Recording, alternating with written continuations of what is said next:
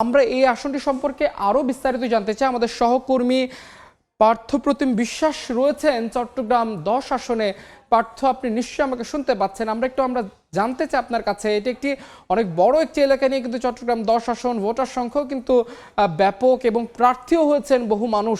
ভোটের চিত্র কি সেখানকার, আমাদের একটু জানাবেন বিস্তারিত।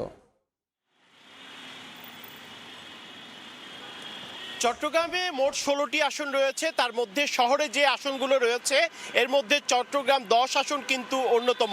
শহরের মধ্যে 2 থেকে 3টি আসন রয়েছে, এর মধ্যে চট্টগ্রাম 10 আসনে কিন্তু চট্টগ্রাম নগরীতে রয়েছে এবং নগরীর যে 41টি ওয়ার্ড রয়েছে সেই 41টি ওয়ার্ডের মধ্যে 10টি ওয়ার্ড নিয়েই কিন্তু এই 10 আসন গঠিত। এবার একটু জানিয়ে রাখি 10 আসনের প্রার্থী কারা। আসলে 10 আসনে বিএনপি এমন জামাতের প্রার্থী ছাড়াও কিন্তু আরও 7 জন প্রার্থী রয়েছে।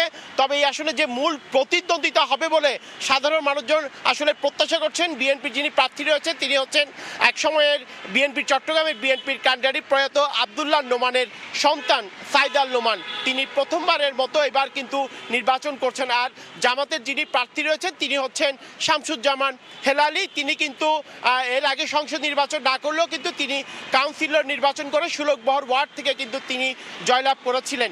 সেক্ষেত্রে বলা যায় চট্টগ্রাম যে 10 আসন রয়েছে এই 10 আসনে কিন্তু বিএনপি এবং জামাতের মধ্যে তুমুল লড়াই কিংবা হাড্ডাহাড্ডি লড়াইয়ের কিন্তু ইতিমধ্যেই কিন্তু আভাস পাওয়া যাচ্ছে এবং আমরা দেখছি প্রার্থীরা কিন্তু সকাল থেকে রাত পর্যন্ত কিন্তু নগরীর বিভিন্ন সড়ক তারা প্রদক্ষিণ করছে, অলিগলি থেকে শুরু করে বিশেষ করে সাধারণ মানুষের কাছে যাওয়ার তাদের যে চেষ্টা সেই চেষ্টাটুকু কিন্তু আমরা প্রতিদিন সকাল থেকেই কিন্তু দেখছি। এবং প্রয়াত আব্দুল্লাহ নোমানের যে সন্তান সাইদাল নোমান তিনি কিন্তু একটি বেসরকারি বিশ্ববিদ্যালয়েরও কিন্তু চেয়ারম্যান।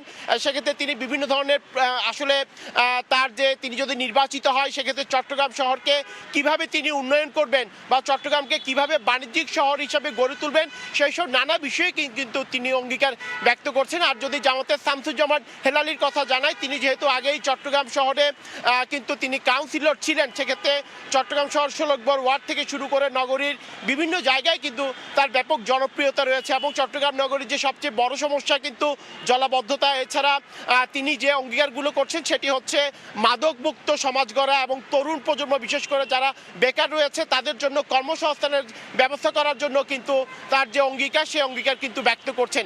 এবং চট্টগ্রাম 10 আসনে আমরা কিন্তু দেখেছি দুই প্রার্থীর মধ্যেই কিন্তু আসলে ব্যাপক জনপ্রিয়তা রয়েছে। সেই আসলে এই নির্বাচনে কে জয়লাভ করবে সেটি আসলে দেখা যাবে। তবে সাধারণ মানুষজন বলছেন সবাই কিন্তু আসলে দুই প্রার্থীকেই ভোট দিতে যাবেন এই প্রত্যাশাটুকু করছেন সাধারণ মানুষজন। তো এই ছিল আমার কাছে এখনো পর্যন্ত 10 নম্বর ওয়ার্ডের লালখান বাজার এলাকা থেকে এখানকার সর্বশেষ খবর।